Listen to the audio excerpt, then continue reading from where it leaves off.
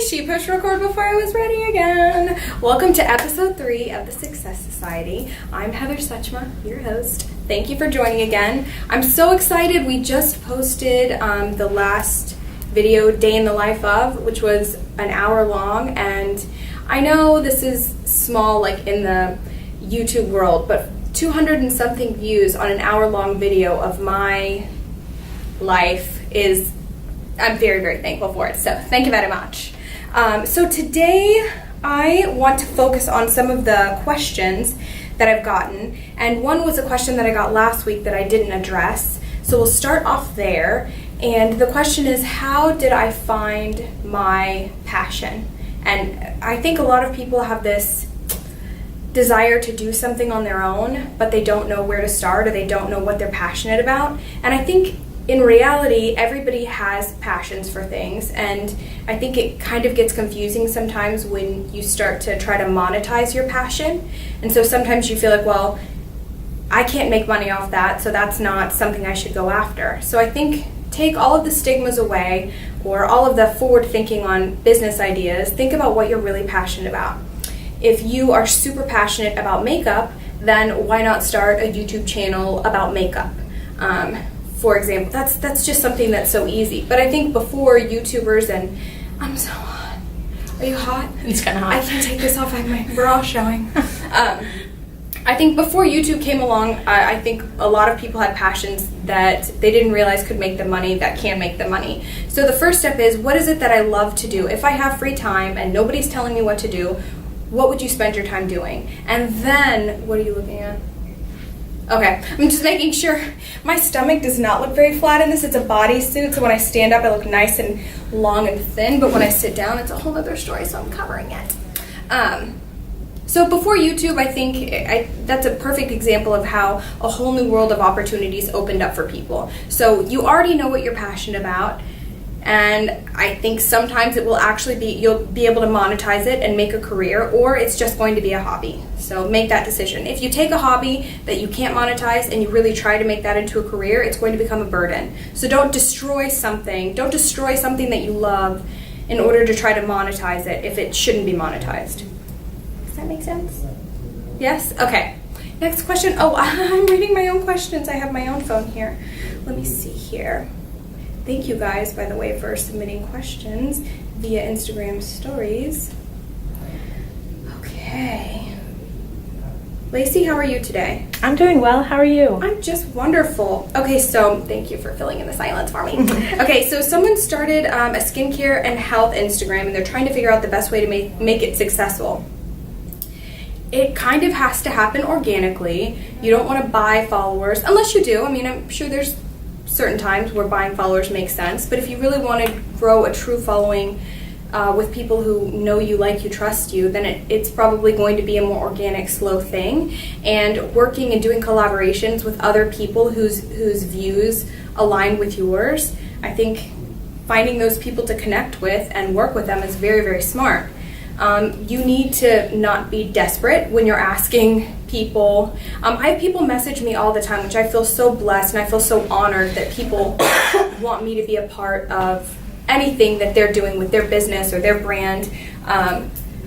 But I don't say yes to everything, even if it's free stuff. I ask questions and I make sure that it's something I'm really going to enjoy, and that if I got it, whether I paid for it or not, if it's something I would really talk about. So if you want to align yourself with other people who are like-minded and who could help spread your brand awareness, then just make sure that it's truly the right people. And when you speak to them, you need to do your research, find out who they are, know their name, be able to build a rapport with them, know something about them that you wouldn't just find by automatically clicking on their page.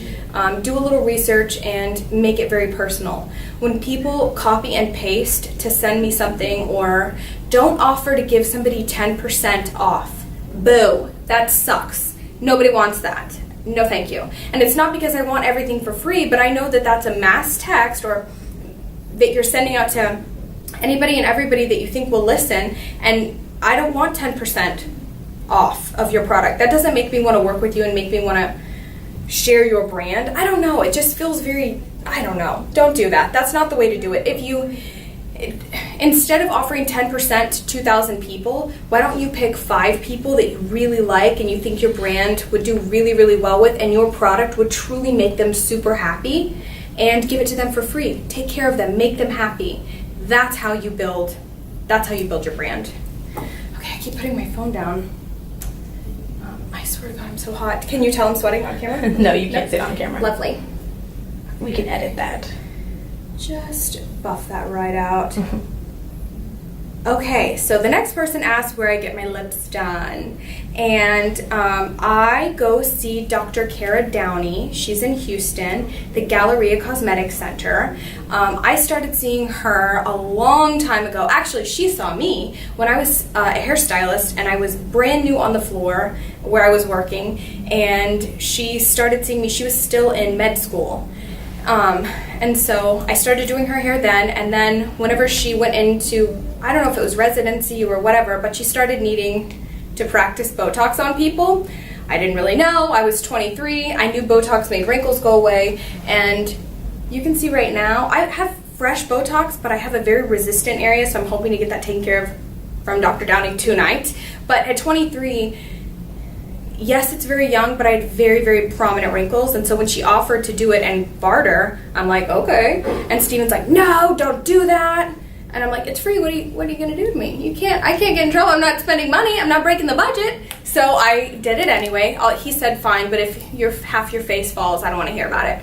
But everything went well. It was great. And so I was 23 then. I'm 31 now. So I've been seeing her for Botox ever since. And then not that long ago, a few years ago, she started doing my lips for me too, just for fun. And let me tell you, I think Botox is more of a necessity in, as necessities go in skincare like this. And then lips are really fun. But if I had to choose one or the other, I would choose lips. It makes me feel so good and so beautiful. Dr. Downey is incredible. She actually hates, she's gotten used to it now because obviously she sees that I get compliments on her work on my lips, but she hates going super, super full with them like I do. She's very natural and she has great taste, so she's excellent. She also did my boob job. After I had my first daughter, Tori, a year later, I knew that I wanted to have a bunch more kids, but I didn't want to wait to have nice boobs until after I was all done having kids. And so I went and saw her a year after Tori. She did a full lift and an implant.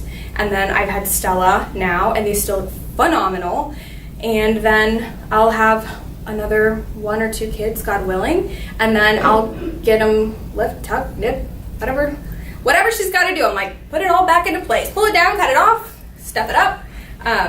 So yeah, Dr. Downey is the best for skincare stuff and also boobs.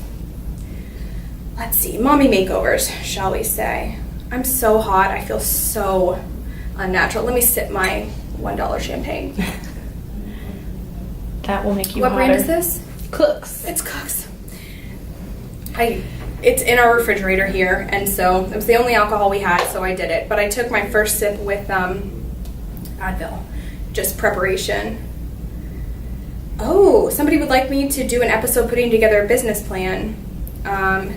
So Steven would actually be great with helping with that. And next week I'm going to be out of town. We're going to be in Disney World with the girls and with Steven's parents. But the week after that, you remember on my last episode how I was talking about maybe I'll have a CPA come in. Well, ladies and gents, I got a CPA. His name is Eric. And he hasn't fully agreed to it yet, but pending that he actually likes me and likes what we're doing here, he's going to come in and he's going to talk to you guys. I think we're good.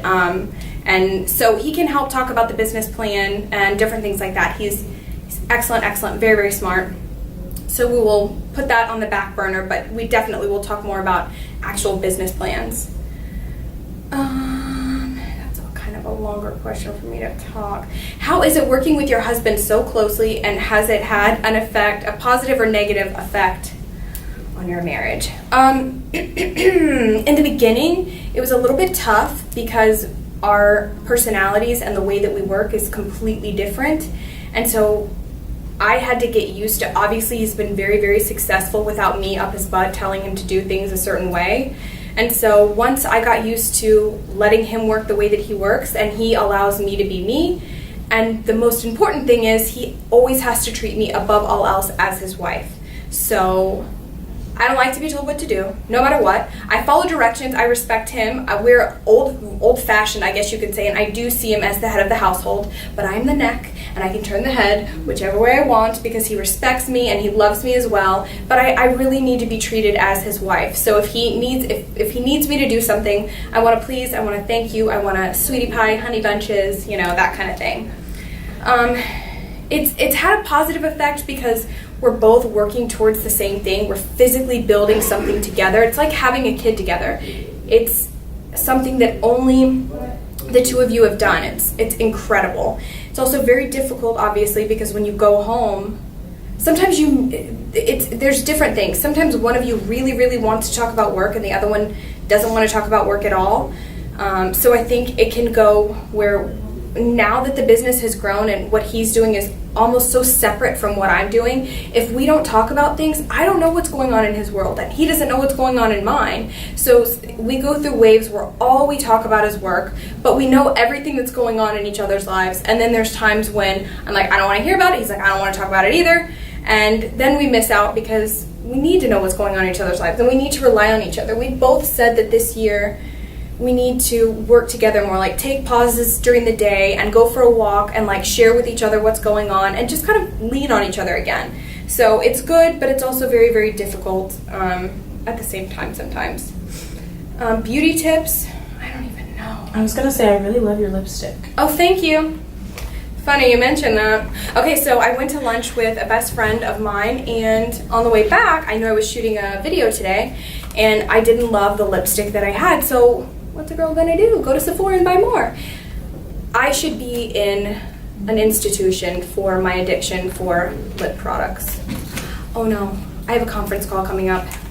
Actually, it's on right now. Steven just came and waved me on. Oh, yeah. Anyways, so I went in, I wanted a pale pink. I used to wear Snob from MAC. That's like Barbie insane. I don't recommend that. I used to wear that a long time ago. And then I went to, oh my gosh, I'm not gonna be able to think of the name. It's another MAC lipstick. I die for it. But I had some sort of allergic reaction only from that specific color. I kept buying new tube after new tube, and it didn't work out. But this color is by Bite Cosmetics. Super cute packaging, very, very nice. And it is in Sugarcane. Super, super. It's a neutrally pink color, but it's a cooler pink. A lot of the neutrals that I have now are more of a brownish, warmer. This, like I said, has a little bit more of a cooler tone to it, which I really, really like. And it's got it's got like vitamins and minerals and oils to it, which make it go on really, really smooth. It has a good, it's not super opaque, but it's got a great finish to it. I hate to cut it off early, but guys, gots to go. But maybe tomorrow I can fit in another video and answer more questions. We can get this up today, you think? Yeah, definitely. Okay, perfect. So leave comments. Please, please, please share it with a friend, and I'll talk to you guys soon. Bye-bye.